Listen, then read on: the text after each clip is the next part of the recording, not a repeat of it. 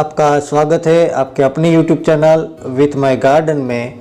दोस्तों, आज का जो हमारा टॉपिक है वो फलदार पौधे जो हम टेरेस गार्डन में लगाना चाहते हैं।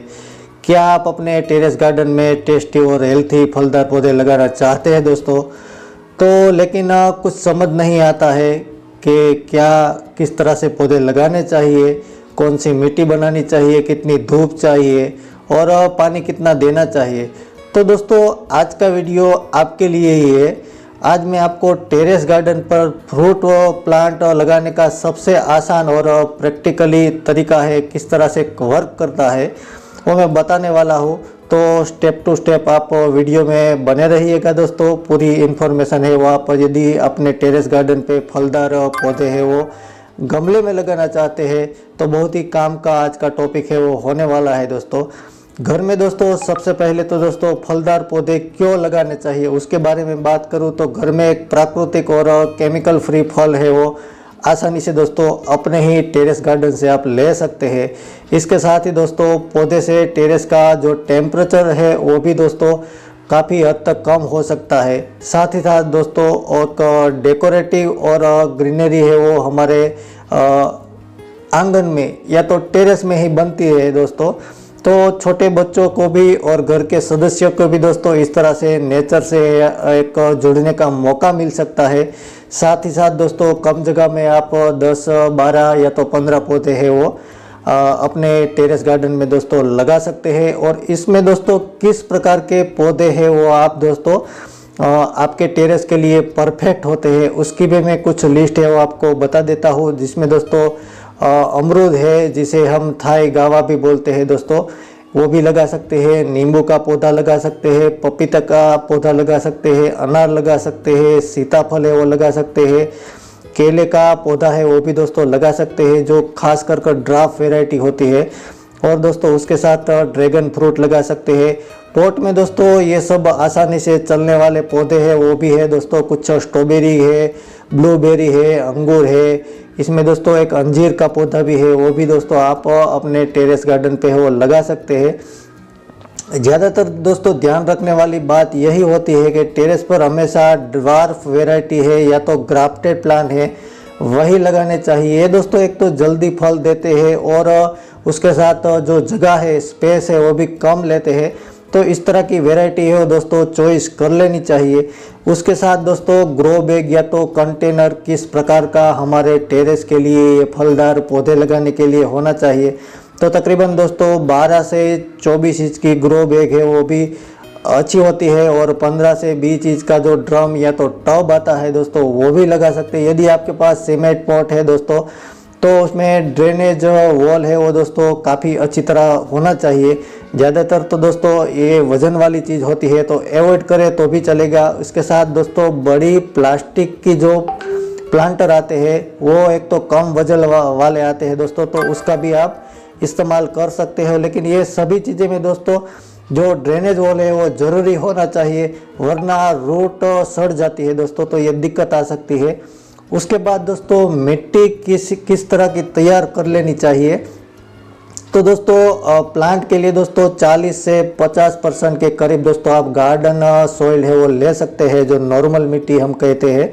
उसके साथ दोस्तों कंपोस्ट 20% या तो 30% दोस्तों, और रेत या तो बजरी टाइप की जो मिट्टी आती है वो 20-30% के हिसाब से आप ले सकते हैं। और कोकोपीट यदि हो दोस्तों तो इसका भी इस्तेमाल कर सकते हैं, नहीं तो आप अवॉइड भी कर सकते हैं, कंपलसरी नहीं है। लेकिन जो कंपोस्ट है वो वर्मी कंपोस्ट या तो काव डंक है वो आप इस्तेमाल कर सकते हैं। 10% के हिसाब से दोस्तों आप नीम खली है या तो परलाइट है उस तरह का, या तो राइस हंस है, इस तरह की जो चीज़ें आती है उसका भी यूज़ कर सकते हो। और दोस्तों बोनस टिप भी मैं आपको दे दूँ तो मिट्टी में दोस्तों 2 मीठी नीम खली या तो और यदि आप दोस्तों बोन मिल है वो इस्तेमाल करना चाहते हैं तो वो भी कर सकते हैं। उससे दोस्तों ग्रोथ और फ्लावरिंग है वो काफ़ी हद तक इसमें आ सकती है फलदार पौधे में दोस्तों। और कुछ छोटे छोटे स्टेप बाय स्टेप दोस्तों कुछ पॉइंट है पॉट में दोस्तों आप नीचे है वो किस तरह से लगाना चाहिए। तो ड्रेनेज होल है वो होना चाहिए, नीचे आप ठिकरी या तो ईंट के कंकर भी रख सकते हैं हल्के वाले, तो उसके ऊपर दोस्तों जो ये मिट्टी मैंने जो मिक्स की है वो आप ऊपर की साइड सॉइल मिक्स है वो भर सकते हैं। और साथ ही साथ ग्राफ्टिंग का प्लांट है वो दोस्तों बीच में आप रखकर पॉली बैग से हमेशा जो कागज़ आता है ऊपर की प्लास्टिक की बैग है वो हमेशा ही हटा देने के बाद ही दोस्तों कंटेनर या तो जो भी पॉट है आपके उसके बाद ही इस्तेमाल करना चाहिए। और हल्के हाथों से दोस्तों मिट्टी है वो थोड़ी दबा देनी चाहिए और उस तरह से ही दोस्तों हल्की सी पानी भी आपको उस टाइम ही दे देनी चाहिए। लेकिन 2 से 5 दिनों तक दोस्तों इस तरह से आप इसका प्लेस रखिए कि वो एकदम धूप में ना रखे। शुरुआती दिनों में दोस्तों उसको जहाँ छांव आती हो उस जगह पर रखें ताकि प्लांट को कोई शौक ना लगे, उसका खास ख्याल रखना चाहिए। उसके बाद एक बार ग्रोथ पे आ जाए तो दोस्तों आप फुल सन में भी रख सकते हो, जहाँ 5-6 घंटे की धूप आती हो उस तरह का डायरेक्शन है वो आप दे सकते हो। तो ये मेन चीज़ है वो मैं आपको बता रहा हूँ दोस्तों। उसके साथ दोस्तों पानी कब और कितना देना चाहिए, तो गर्मियों में दोस्तों पानी है वो वाटरिंग है वो रोज दे सकते हैं। सर्दियों में दोस्तों 1-2 दिन का गैप रख के भी आप इसे वाटरिंग है वो कर सकते हो। पॉट में दोस्तों खास बात का ये ख्याल रखना चाहिए कि वाटरेज है वो स्टोरेज नहीं होना चाहिए, पानी का निकाल है वो और वाटरिंग की वजह से जड़ें वो सड़ जाती है, प्लांट भी दोस्तों ग्रोथ पे नहीं आता है, काफ़ी सारी दिक्कत आ सकती है ओवर वाटरिंग से। तो उसका खास ख्याल रखना चाहिए। सॉइल है दोस्तों थोड़ी मॉइस्ट रहे उस तरह का आप वाटरिंग करें। मिट्टी इस तरह की बनाई है तो एक बार स्टोरेज रहेगा पानी तो काफ़ी हद तक इसमें दिक्कत आ सकती है, तो ये मिस्टेक ना करें। ओवर वाटरिंग से दोस्तों जड़ें है काफ़ी हद तक सड़ सकती है। उसके बाद दोस्तों कुछ आसान तरीके भी फर्टिलाइज़र के मैं आपको बता देता हूँ, इसका शेड्यूल किस तरह से होना चाहिए। तो 2 मुट्ठी दोस्तों वर्मी कंपोस्ट से आप 20-30 दिनों का गैप रख के एक बार दे सकते हो। नीम खली भी दे सकते हो। बनाना पील फर्टिलाइज़र है, उसके अलावा दोस्तों मस्टर्ड केक है, लिक्विड फर्टिलाइजर सरसों की खली पानी में भिगोकर भी आप दे सकते हो। डीएपी यदि देना चाहो दोस्तों तो थोड़ी कम मात्रा में भी आप एक आध मंथ में दे सकते हो, लेकिन ये फर्टिलाइजर देने का टाइम दोस्तों एक बार अच्छी तरह से प्लांट है वो ग्रोथ पे आ जाए उस टाइम देना है। और फ्लावरिंग का सीजन में हो दोस्तों, जब भी इसके फल बनने से पहले जब भी फ्लावरिंग होता है तो उससे पहले आप डीएपी है थोड़ा सा बहुत दे सकते हैं। उस टाइम वाटरिंग है वो दोस्तों एकदम मिट्टी चेक करने के बाद ही देना चाहिए, थोड़ी मिट्टी ड्राई हो जाए उसके बाद ही वाटरिंग करना चाहिए। ओवर वाटरिंग तो बिल्कुल ही ना करें।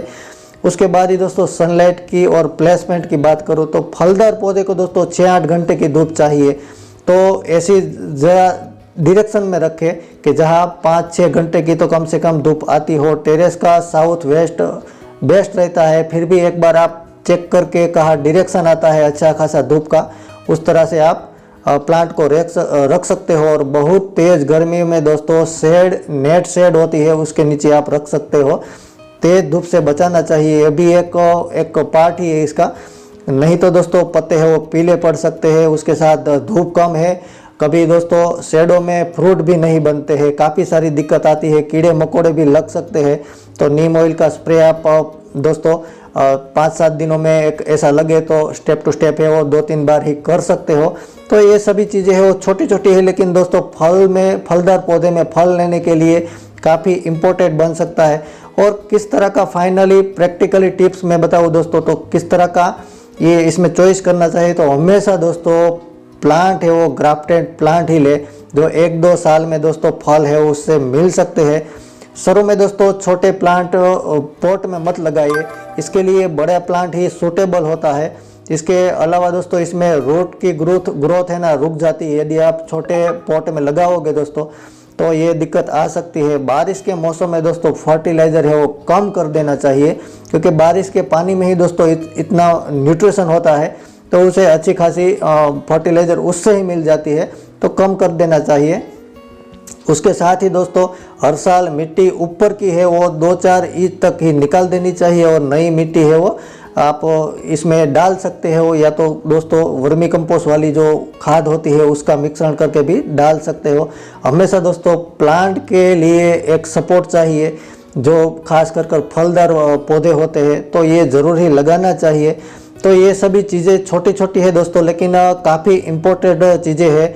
तो गलत पौधे कभी कभी चुन लेते हैं तो भी ये दिक्कत आती है। तो लोग ऐसे पौधे को खरीद लेते हैं जिनका हाइट है वो दोस्तों 20-30 फुट तक जा सकता है।